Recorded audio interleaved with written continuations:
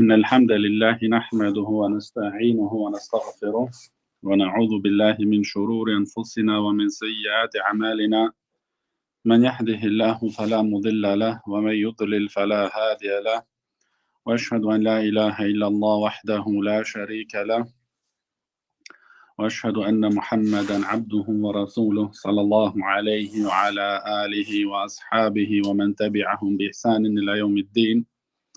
أما بعد فإن أصدق الحديث كلام الله وخير الهدي هدي محمد صلى الله عليه وسلم وشر الأمور محدثاتها وكل محدثة بدعة وكل بدعة ضلالة وكل ضلالة في النار وبعد.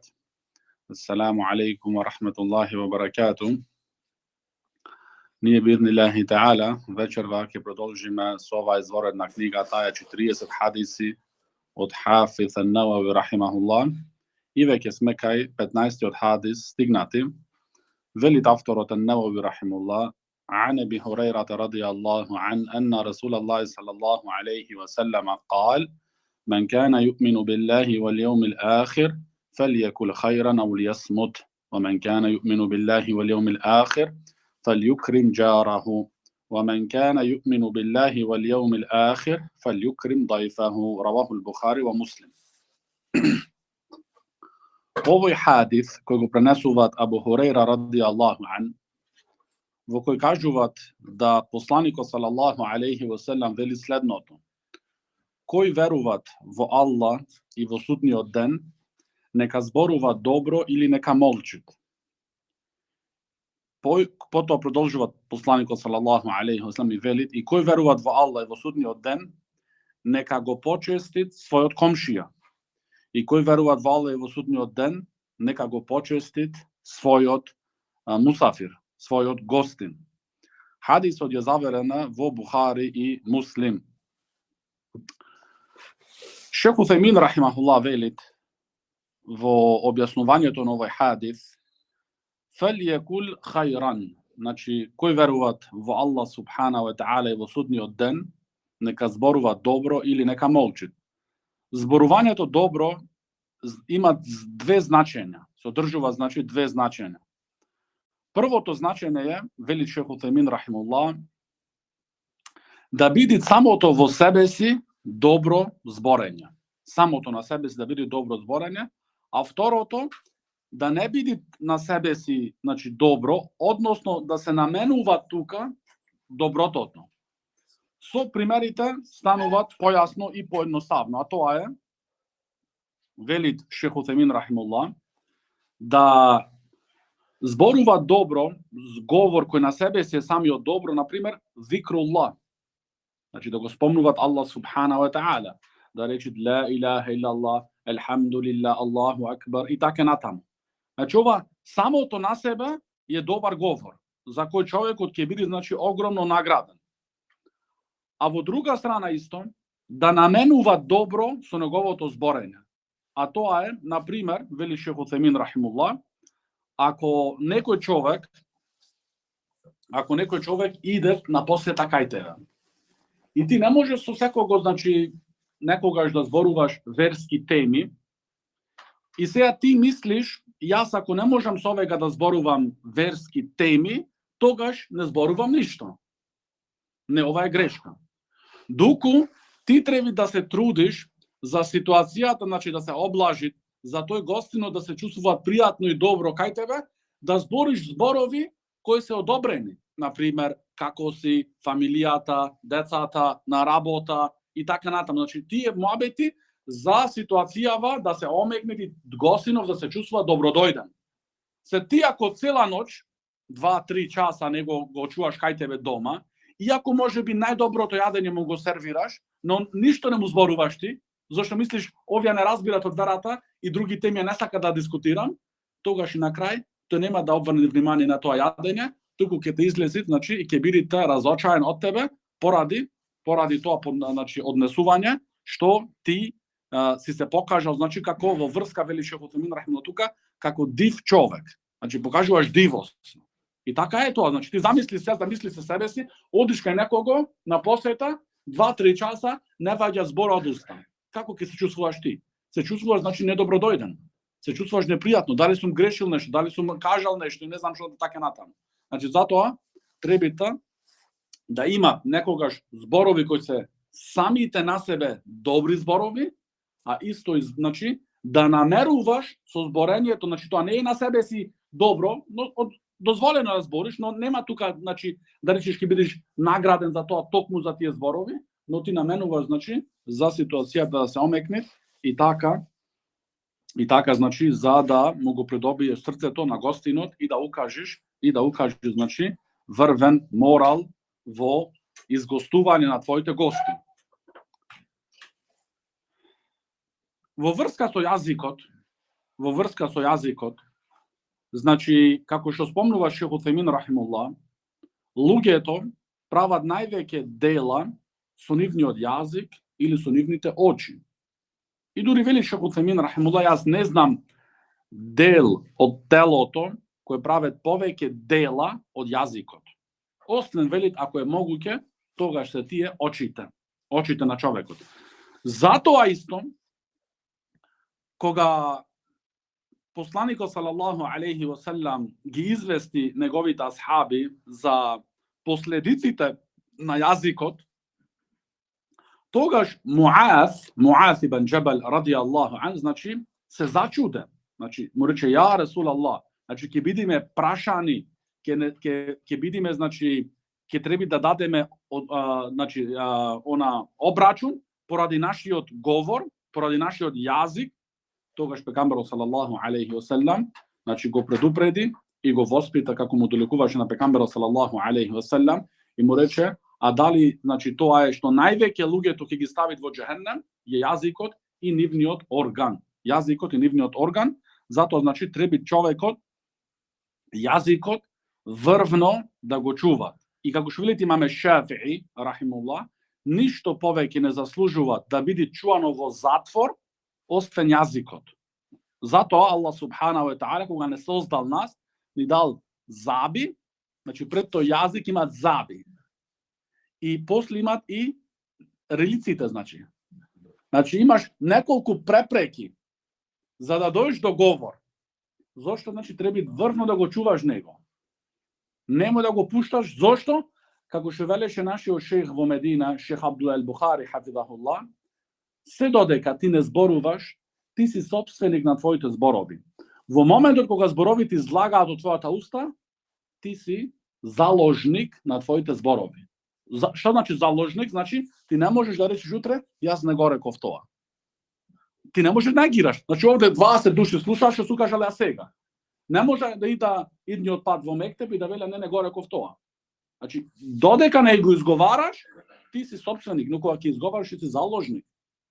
И затоа колку луѓе им се направило, значи, големи бели, големи проблеми поради нивниот јазик. И затоа, значи, имаат алимите, како Ибн Аби Дуња, рахимахуллах, има цело поглавие напишано. И поглавието ги има наречено хифзул лисан ва фадлу самт. Чување на јазикот и придонесите на молчењето. Чување на јазикот и придонесите на молчењето. Значи, колку имат придонеси во тоа да молчи? Зошто, како што велат алимите, имаме Аџурри рахимуллах што велит, дека молчењето за алимот е убавина, а молчењето за незнајкото е покривање. Значи, се сокрива тој. Зашто тој кога незнајкото, кога отворат устата сака да зборуват, се открива сам себе си и се дознават каков дередж има тој. Како што има пренесување од имам Абу Ханифа рахимуллах, кога види еден човек да иде од далеку и му остави, значи од погледот што го види Абу Ханифа рахимуллах кај тој човек, доби добар впечаток. Но кога стигна до Абу Ханифа рахимуллах и почна да прашуваат прашања, Абу Ханифа пред да дојде ги собра нозите. Значи ги собра нозите. Мислеше дека иде човек, значи со знање и така натаму. Но кога почна да прашува тој, тогаш рече Абу Ханифа, дојде времето Абу Ханифа да си ги пуши нозите пак. Значи разбра тогаш Пушти ги сега и ти исто, значи не е проблем тоа. Значи работата е, значи затоа овој јазик може човекот да го украсит, но можете да го пропастите. Се тоа значи поради неговото зборење. Затоа значи алимите имаат значи цели поглавија напишано во врска со значи чување на јазикот. Значи да го чуваш јазикот, да пазиш што зборуваш. И све што ти оди низ умот не се зборува. Тоа кажуват будалштина. Значи све што ти оди низ памет тебе, низ умот, да го кажеш тоа будалштина. Тоа не е маштилок. Значи имаат луѓе све што ќе му помени низ умот мора да го речи, мора да го каже. Не, тоа не е маштилок. Тоа не е маштилок. Тоа не е од врвниот морал на муслиманите. Треба да знаеш и треба исто да знаеш кои зборови во кој меџлис се употребуваат. Со кого, на кој начин зборуваш. Кој има за каква потреба. Не ти што си го замислил, ти си имаат луѓе, тој замислува нешто. Ти замислува нешто на себе си и тоа што го замислил сака да ти го каже тебе или да зборува со тебе или да дискутира. Не слуша ти што му кажуваш или другава страна што му кажуваат. Апсолутно него не му интересува. Тој сака она што го замислил да го каже. Дали се имат врска со темата или немат, тој она го замислил мора да го каже. Значи затоа треба многу пазење. Многу пазење. Затоа, значи се пренесуваат од селефите, значи од првите 3 генерации кои се најизворедни генерации во исламот, го праша еден зошто, значи повеќе од твоето време имаш молчено. Значи зошто повеќе си молчал од што си зборувал. Тогаш рече, јас никогаш не се покајав кога сум молчал, но многу пати се покајав кога зборував. Значи, за молчењето не се покајал, но кога зборувал, често пати се случило за накнадно после да се покајат. Поради зборовите кои излегле веќе од него и тој е заложник на своите зборови. Не може да бегат, значи. Се тој ги рекол, тој ги изговорил тие зборови. Но, значи, како што вели нашиот шејх Абдул Бухари хафидахуллах, зборењето и молчењето се 2 врста. Имат ситуации кои молчењето е забрането да молчиш во тие ситуации. А имат и ситуации кои ти е забрането да зборуваш. Значи има ситуации кои треба да зборуваш и ситуации кои треба да молчиш. Ситуации кои треба да молчиш и ситуации кои не треба да молчиш. Значи не е секогаш ти да молчиш или секогаш да зборуваш. Значи треба тоа да оцениш ситуацијата. Да оцениш, зашто ако се барат од тебе, ако имаш ти одговорност и се барат од тебе за некоја работа да се објасни, во оваа ситуација е харам за тебе да молчиш. Немој тогаш да велиш, па има хадисот кој веруваат во Аллах и судниот ден, нека зборува добро и нека молчи. Не. Се барат од тебе, на пример, се барат сведочење. И ти си го видел таа работа. Кражба или друга работа, неправда. Ти си ја видел, си ја слушнал, беше тука. Кога се барат тука, не велиш, јас сега ќе молчам. Туку треба да го помогнеш оној кој му е направено неправда во таа ситуација. Значи, затоа треба, значи, не да се земи само една страна и другата да се остави, туку треба да бидеш на средина, испрема ситуацијата, да знаеш како треба, значи, да постапиш. Се некои луѓе, значи, оставаат вистината во кал и предаваат вистината, зошто? Велат ние молчиме. И ја гледаат, значи, го гледаат молчењето како мудрост. А во вистина тоа е предавање. Издавање, значи, издават вистината. Тогаш не, значи, кога се прашуваат за вакви ситуации, треба да зборуваш, треба да објасниш. И затоа, како што вели имам Хасан ал-Басри рахимуллах, вели, значи, немат за новотарците гибето. Значи зборењето против новотарците не се рачуни гибет. Значи овие Хасан ал-Басри пиел од истата чаша која пиел Мухамед салаллаху алейхи ва селем. Значи ова не е дојдено Семир го извал сега, го измислил. Не, нема за новотарците гибет. Значи кога новотарците треба да се демаскираат и да се откријат нивните заблуди, тогаш требаш да зборуваш, не да молчиш. Зошто како имам Ахмед рахимуллах, ако му рече на еден човек, јас ако молчам и ти ако молчиш, кој ќе му ја каже на оние кои не знаат вистината? Значи ако сите ние молчиме, како ќе дознаат муслиманите, ова е вистина, ова не е вистина. Ова е вистина, ова е лаг. Како ќе дознаат? Со молчење. И плюс оној кој знае, кој има знаење, има повеќе одговорност. Значи оној кој има знаење и ако молчи во ситуации кои треба тој да ја каже вистината, има уште поголема одговорност и ако не зборува тогаш, значи имат исто за судниот ден на поголем обрачун кај неговиот создател Аллах субхана ва таала. И затоа исто вели шейх Салих ал-Лухайдан, шейх Салих ал-Лухайдан рахимахуллах вели дека кога човекот сакат да зборуваат, нека размисли добро дали тоа зборување, тие зборови ќе бидат причина за да се предобиет Аллаховото задоволство или не. Ако гледа тој, значи да бидат тие зборови причина за да се придобиет Аллаховото задоволство, нека зборува. Ако не, тогаш нека молчит. Ако не, тогаш, значи, нека молчит. Значи, тогаш нека молчит.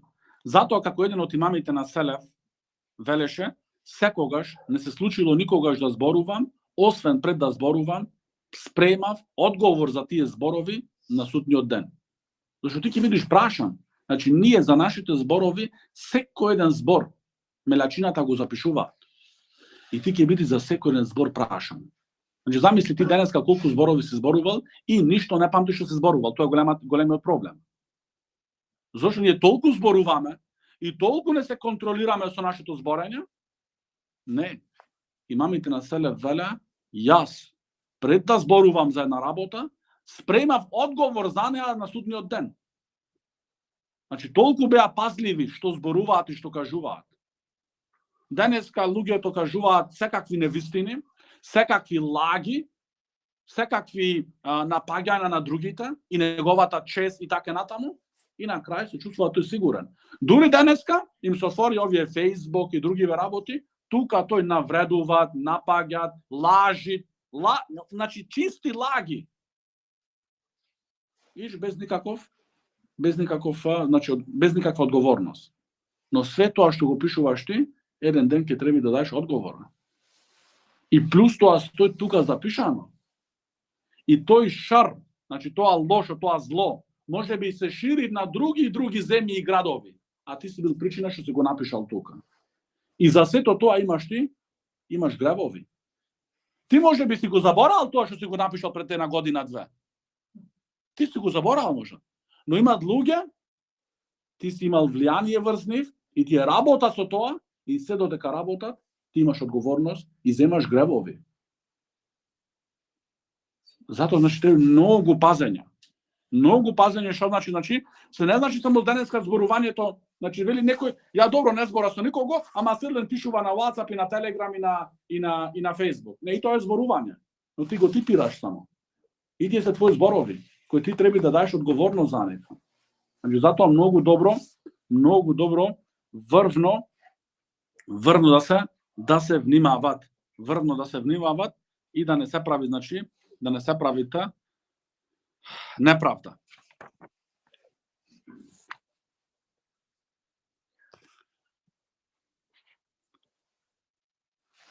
Потоа, во врска со говорот на пегамберот салаллаху алейхи ва селлем, мен кана ю'мину биллахи вал јаумил ахир фалјукрим џараху. Значи оној кој веруваат во Аллах и на судниот ден, нека го почести, нека биде добар, доброчителен спрема својот комшија.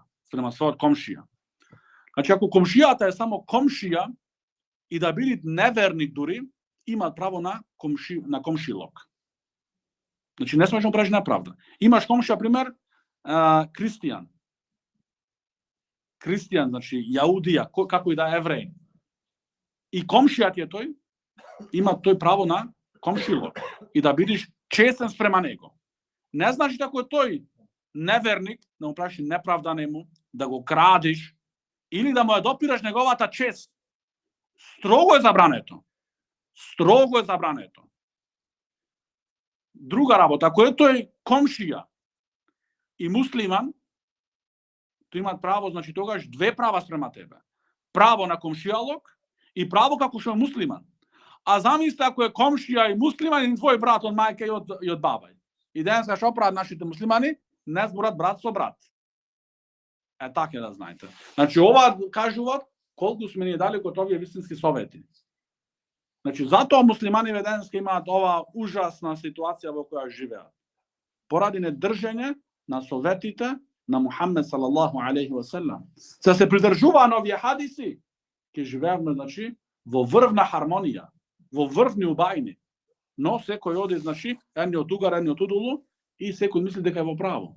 А да се врата назад, да вида што рекол Аллах субхана ва таала, што рекол неговиот пекамбер салаллаху алейхи ва селем, тоа значи најнив никогаш не им иде, значи, на паметот.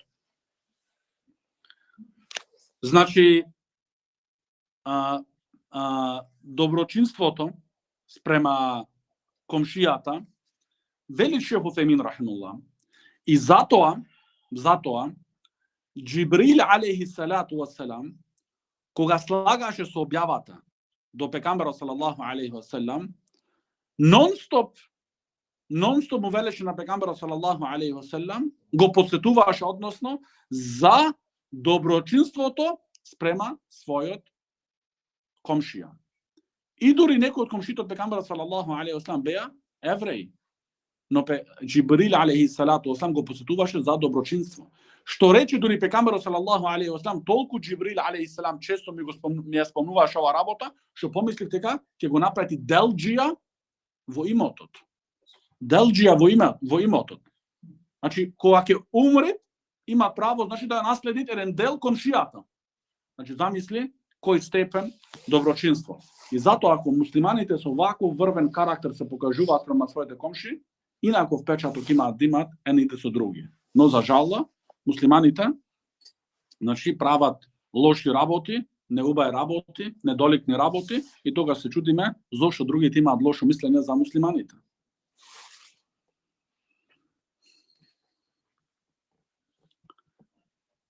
Во врска со комшијата, значи, кој е комшија? Кој е комшија? Како се дефинираат комшијата во исламот? Шейх Утхајмин рахимуллах вели, комшијата не е дефиниран, значи, во шеријатот точно што е комшија. Чим идет во шеријатот општо некоја работа, тогаш се враќаат луѓето како е во нивното општество и традиција комшија што се рачуната. Разбравте?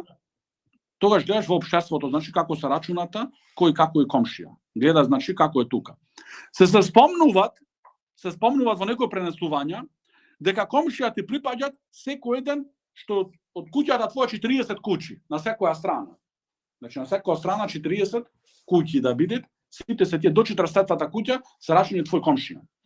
Но Шейх Утхајмин рахимуллах вели, ова ќе биде во денешницава наша многу тешко, зашто луѓето живеат во големи згради. Ти како сега, значи, 40 згради десно, 40 од право назад, значи како ти на сите ќе им го дадеш нивното право.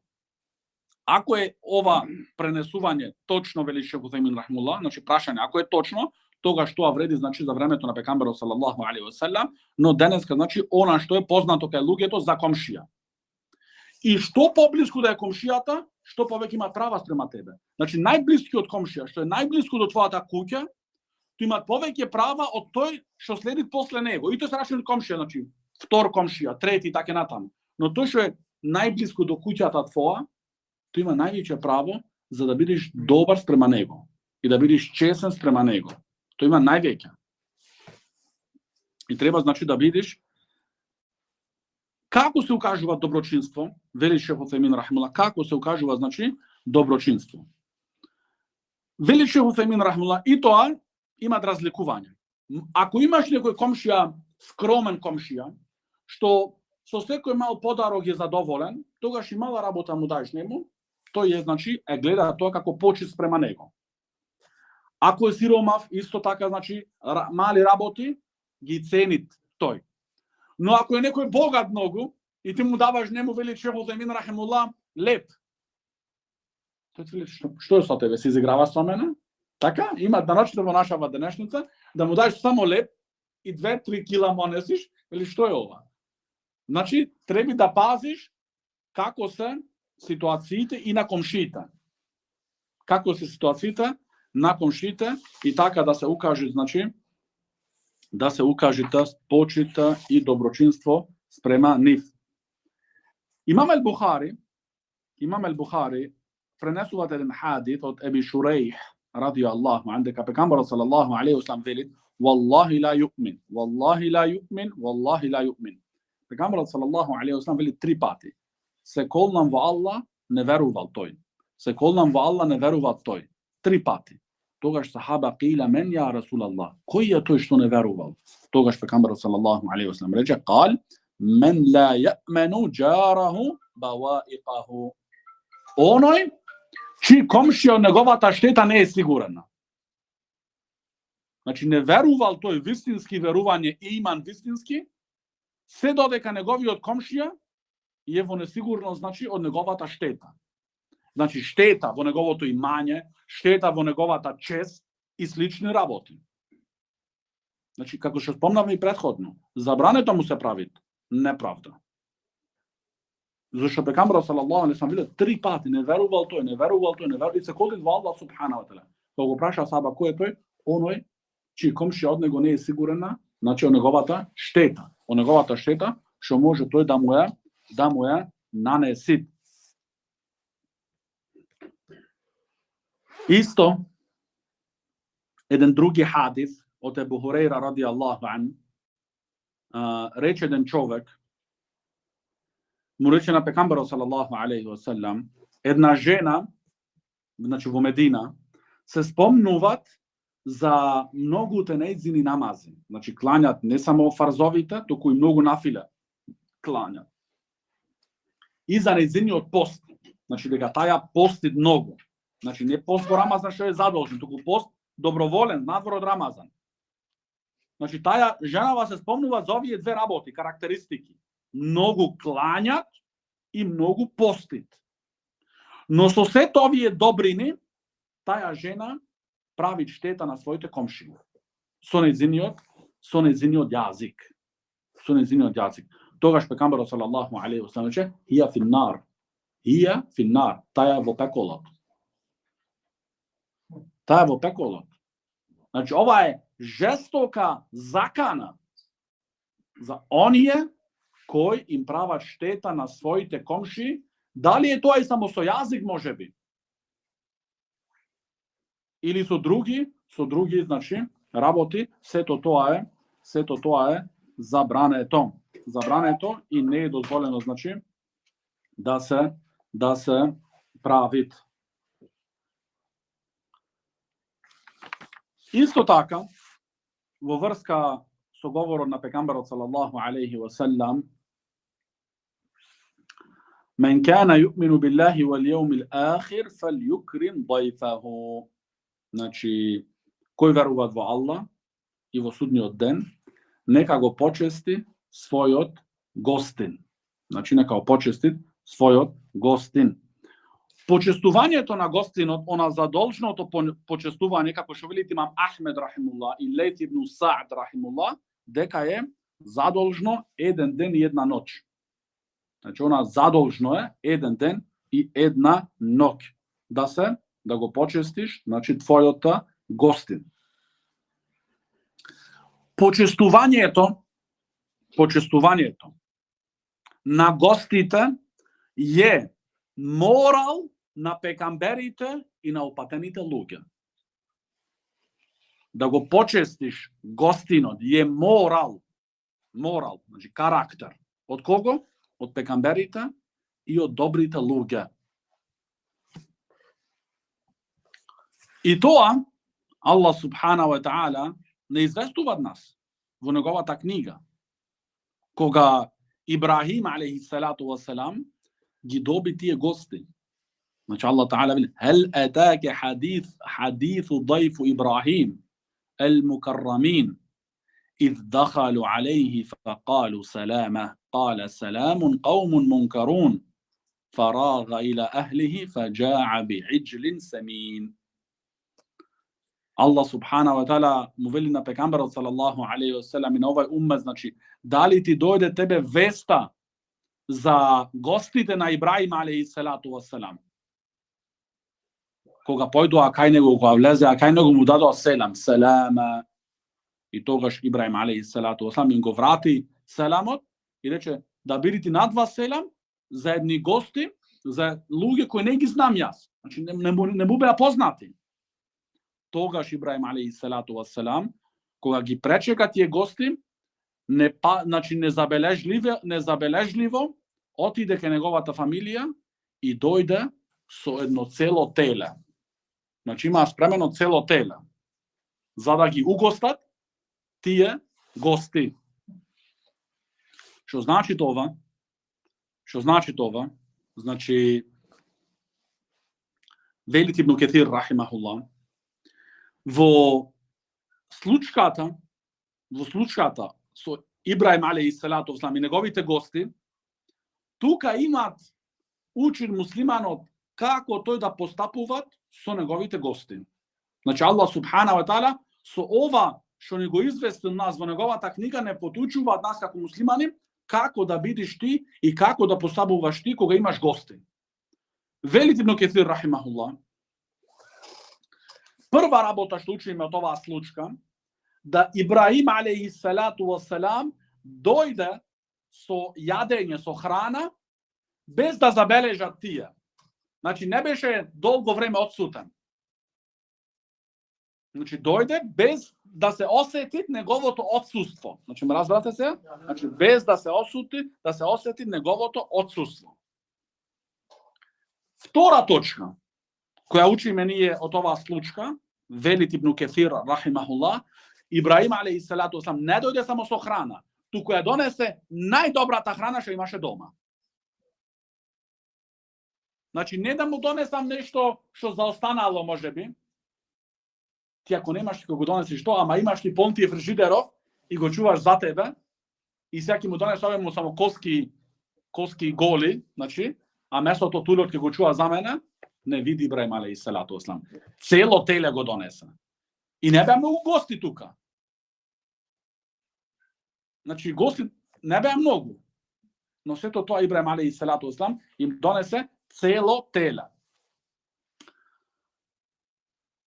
Трета работа, трета точка која учиме, велит Ибн Кесир рахимахуллах, кога дојде Ибрахим алейхи салату вассалам со тоа цело теле да им го стави, им го приближа на најблизок начин што може да видите. Значи да немаат ти потреба многу да се измораваат.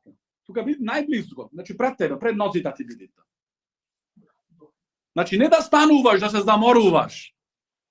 Туку на најблизок начин што може да видите. Исто, кога забележа Ибрахим алейхи салату вассалам дека тие не јадат, зашто тие беа мелачина. Тогаш Ибрахим алейхи салату вассалам не им рече на нив јадите. Туку им рече ала та'кулун, а не сакате ли да јадите? Ова едепот како се му се вели на гостино да јадите. А не сакате ли да јадите? Значи, зашто многу луѓе имат што тие сакаат да искажат љубезност и гостопримливост, јади, шо ова, значи така? Знаете, значи имате сами искуство прани. Ова не е од едепот. Ибрахим алейхи салату вассалам ни кажува нас: а не сакате ли да јадите? Значи не велиш ти, не па ти дојде кај мене зошто не јадиш, да не начини јадењето, му ставаш прашање и го ставаш можа човекот во тесна ситуација. Не е така муслиманот. Иако беше јадењето на Ибрахим алейхи салату вассалам најдоброто јадење што ги имаше дома и цело теле им го донеса, Пак на крај им рече, ала та'кулун, а не сакате ли да јадите? Ова е едеб, брат. Ова е едеб на пекамбери, ова е едеб на посланици. Ти земи ги пример овие луѓе земи ги, а не ми земаш некого шутпетко. Друга работа исто, Ибраим алейхиссалату вассалам не ги праша дали сакате да јадете. Од гостопримливоста е да гостинот не го прашуваш за јадење, дали ќе јадиш или не. Му го спремуваш јадењето и му го ставуваш. Тој после нека одлучи дали ќе јадете или не. Симат луѓе може да се срамит некој. И тој нонстоп може би ќе негира и да не јал 2 дена, нема потреба. Нема потреба. Ти од вистинското гостопримливство е да му го ставиш, да му го спремаш без да го прашуваш. Без да го прашуваш. Како Ибраим алейхиссалату вассалам тука постапи. Но тоа што ние треба, затоа значи Куранот се читат со размислување. Зашто тие случки, например оваа случка во Ибраим алейхиссалату вассалам, видовте какви придонеси имат? Значи, не се читаат само обично да го прочиташ и тоа. Све што е дојдено во Куранот има својата мудрост. И случките на пекамберите,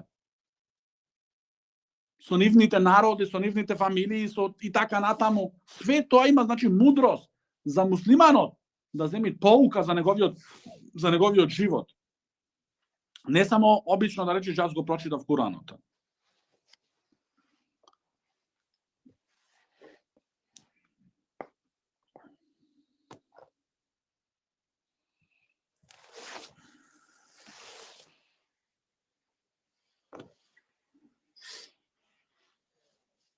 Исто, и тоа на крај го спомнува Шейх Утајмин рахимуллах, а тоа е некои алими велат дека изгостувањето е задолжно само во селата. А во градовите кај што имат хотели и можности за приночување, не. Но Шейх Утајмин рахимуллах вели дека хадисот на пекамберот салаллаху алейхи ва салам е општи и опфаќаат и селата, зашто во селата тие алими што имаат ова мислење, го земаат значи во селата немаат хотели, значи немаат каде да приночи тој така натаму. Тогаш го земаш како твој гостин. Но вистината е во ова меселе дека исто важи и во градови и во селата, значи треба да укаже муслиманот тој врвен морал и да го изгостит другиот кој дојде кај него како гостин. Друга работа, друго меселе кој го спомнува тука Шейх Утајмин рахимуллах, а тоа е дека ако ти дојде тебе еден гостин, значи ако ти дојде тебе еден гостин кај тебе дома и се случува да твојата куќа или станот денеска што живеат многу луѓе, значи во стан каде живеат, тука не може тој него да го изгости. Алейкум селам рахматуллах. Значи тој не може тука него да го изгости. Поради што не дозволуваат значи просторот. Значи толку стан, 3-собен стан имат, каде тој се да земи тука и други гости. Вели Шейх Утајмин рахимуллах, дали е дозволено во ваква ситуација да му дадеш на гостинот пари, односно да го несиш во хотел. Вели Шейх Утајмин рахимуллах, ако е таква ситуацијата што нема други излез, тогаш е дозволено. Но подобро е, пак вели Шейх Утајмин рахимуллах, подобро е да го пречекаш тој гостин во твојата куќа, зашто ти кога го пречекуваш него во твојата куќа и му изразуваш нему значи добродојдено значи тука и значи гледа твојата гостопримливост, ова повеќе неговото срце, значи го придобивате и добива значи љубовта меѓу муслиманите се зајачуваат и се зголемуваат. Тоа беше во врска со овој хадис. Биднилахи таала ќе учиме следниот хадис, а тој е хадис ес-садис ашар, значи 16-тиот хадис поред од оваа изворена книга. А тој од Абу Хурайра радијаллаху ан, анна раджулан қала лин-наби саллаллаху алейхи ва саллам, аусини, қал ла тагдаб. فردده مرارا قال لا تغضب رواه البخاري. Овој хадис, иако е кратки, но врвен и многу важен за секој муслиман, а тоа е Абу Хурейра ради Аллаху ан вели, дојде еден човек кај посланикот салаллаху алейхи ва селам и му рече дај ми совет. Советувај ме. Тогаш пегамберот салаллаху алейхи ва селам му рече не се лути. Ла тагдаб. Не се лути. Човекот повторно го повтори своето барање, значи барат совет. Пегамберот салаллаху алейхи ва селам секогаш го повторуваше тој, му повторуваше ла тагдаб. Значи не се лути. Тоа беше значи советот од пегамберот салаллаху алейхи ва селам. Велит Шех Усаймин рахимуллах во објаснувањето на овој хадис дека говорот од пегамберот салаллаху алейхи ва селам ла тагдаб, не се лути, зашто лутината е јаглен шејтански кој тој го погаѓа срцето од синовите на Адам. Значи, лутината е јаглен шејтански кој тој со тој јаглен ги гаѓа срцата на синовите на Адам. Затоа и тогаш, значи, се вели понаше, нему му вриети крвта. И поради тоа и многу луѓе се искажува, значи, нивната лутина и на фарбата на нивното лице. Значи се всрвува, значи. Може се забележи кога човекот е многу лут и црвене на лицето. Зошто? Поради таа жештина што е во него внатра. Поради жештината која чувствува тој внатрешно, исто излага тоа, значи, и на виделина на фарбата на неговото лице. И дури некогаш на некој, значи, и дамарите, значи, им се гледаат. Но, вели Шех Усаймин рахимуллах, ла тагдаб, не се лути, значи това да не се случи никогаш од тебе лутина или да избегнуваш оние причиња кои може да те нанесат тебе во лутина. Она лутина која е природна кај човекот, значи тој нема што да прави за неа. Немој да ја избегне. Но, она што може човекот да избегнуваат се причињето. Ако тој знае дека овие работи предизвикуваат кај него лутина, тој треба тогаш да се чува од сите нив и да седи далеко, за да не се случи такви работи и штети. Зошто имат луѓе кога, значи, толку врвно се налутуваат, кажуваат зборови кои потоа се кајат. И затоа, значи, авторот Ел-Хафиз ан-Навави рахимуллах овој хадис го стави да го следи претходниот кој беше кој верува во Аллах и судниот ден, нека зборува добро или нека молчи. Зошто?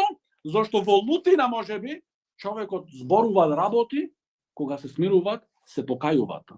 Но како што рековме, ти си заложен на твоите зборови. И колку луѓе, вели Шех Усаймин рахимуллах, се случуваат да тој дури и прави развод на брак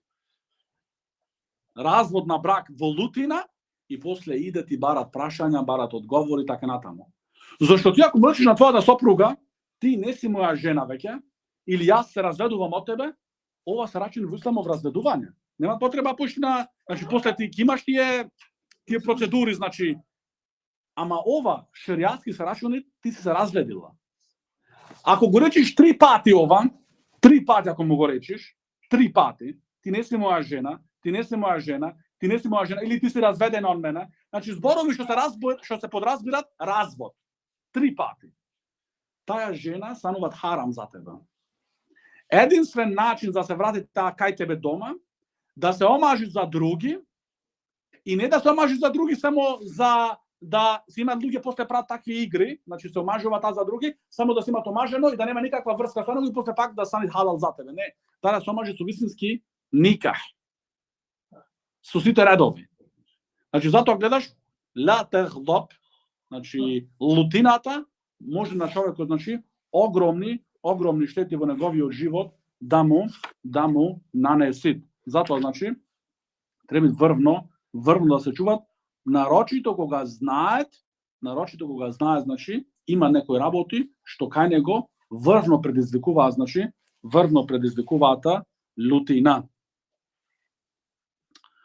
Од придонесите на овој хадис, вели Шейх Утемин рахимуллах, е да сахаба, другарите од пегамберот салаллаху алейхи ва селам, беа врвно пазливи да бараат и да прашуваат за оние работи кои им придонесуваат ним придонес.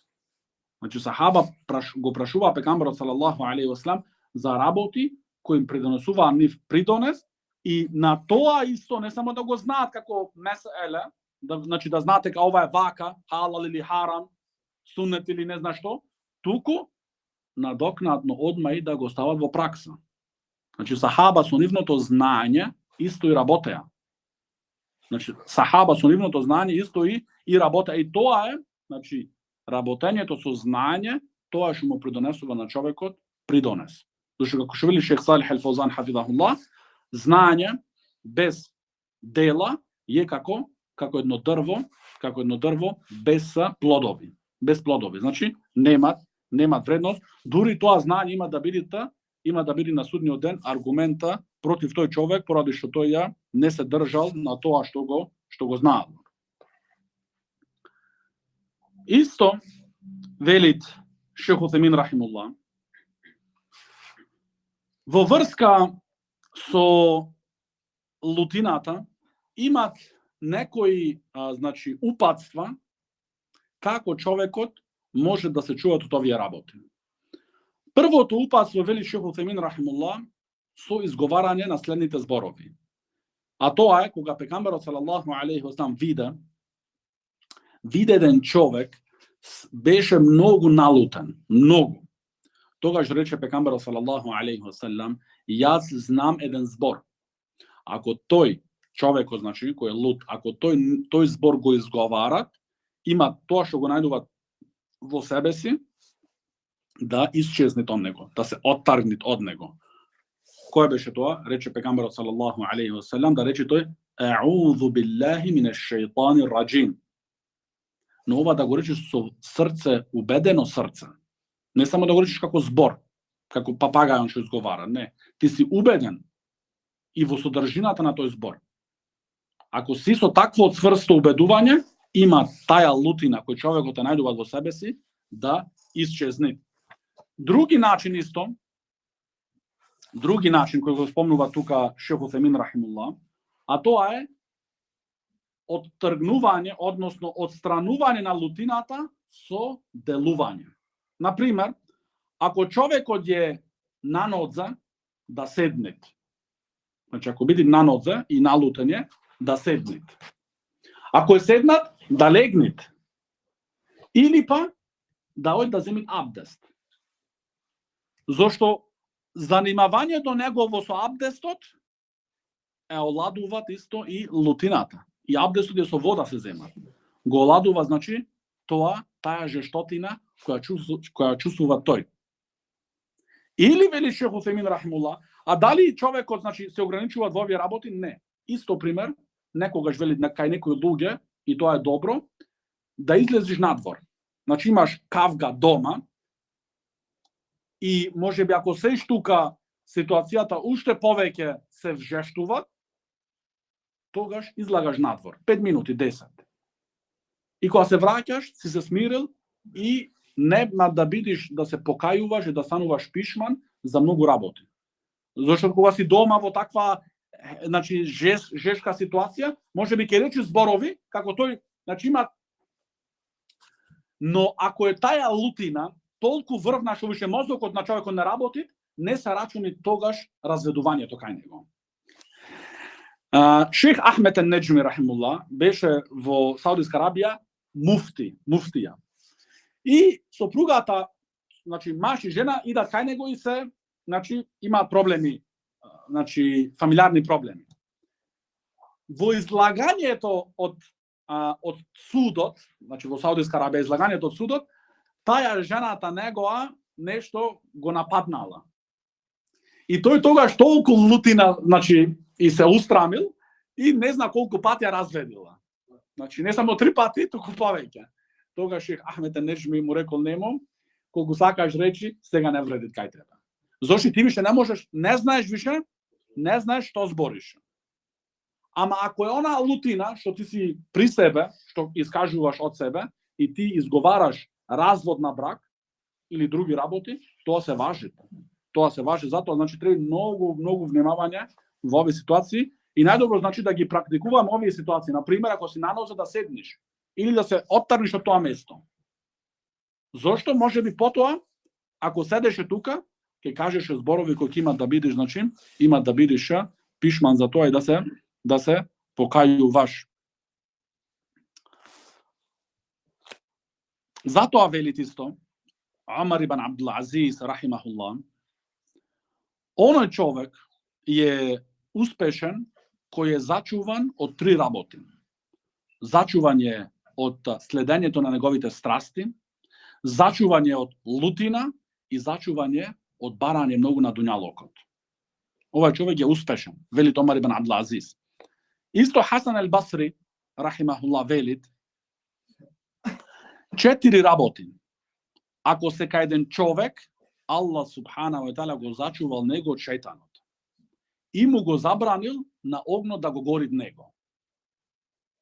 Значи го зачувал од сплетките на шејтан, значи го зачувал од шејтанот, значи од сплетките на шејтанот, од неговите интриги. И исто во друга страна, значи забрането му е на пеколо на огнот тој човек да го гори. А тоа е првата работа, кој го совладува нефсот свој кога тој барат нешто. Ова треба маштилок. Значи нефсот тебе ти барат, но ти го совладуваш. Го совладуваш, него значи и се воздржуваш, Или исто го совладуваш нефсот твој, продолжуваат Хасан ал Басри рахимуллах, во моменти на страв.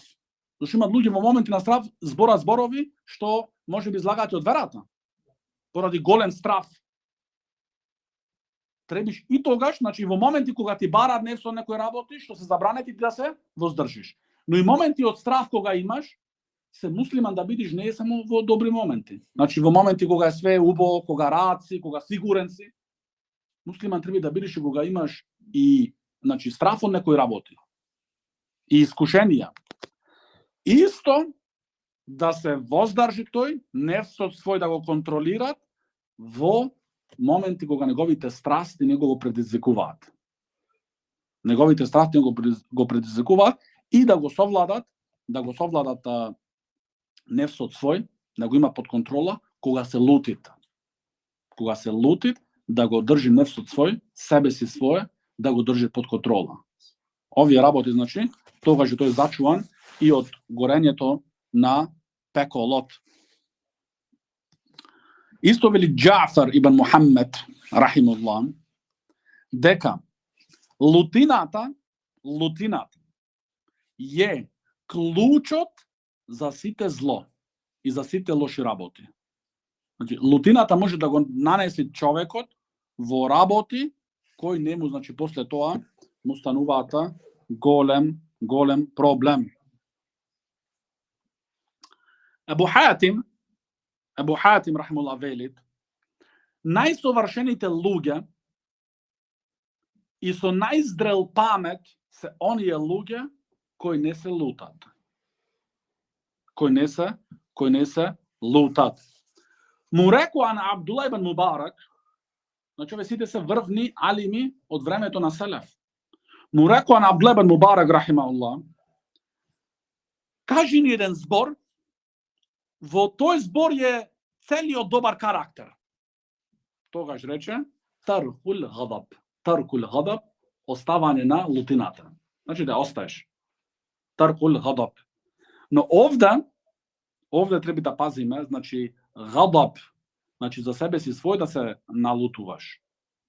Да се налутуваш за Аллаховата вера, овде не е тоа наменето. Зошто пегамберот салаллаху алейхи ва селем за неговите права не се лутеше. Иако можеби, значи му се правеше неправда и слично. Но кога идеше во прашање на Аллаховата вера, не дозволуваше ни милиметар.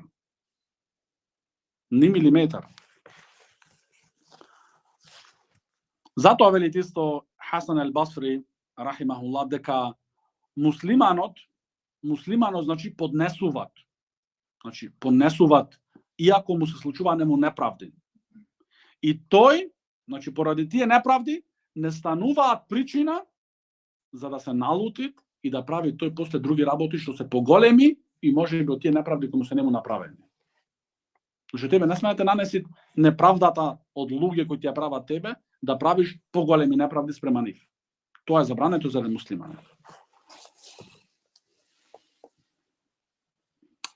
Абу Дарда ради Аллаху ан, му го праша пекамбарот салаллаху алейхи ва салам, рече: ја Расулаллах, упати ме кон едно дело кој јас ќе го правам него и ќе влезам во џеннет. Тогаш му одговори пекамбарот салаллаху алейхи ва салам: не се лути и за тебе џеннетот. Ла тагдаб ва лекел џенна. Ла тагдаб, не се лути. Ва лекел џенна, тебе ти е џеннетот осигуран. Овој хадис го имате аутентично класифицирано Шех Албани рахимахуллах.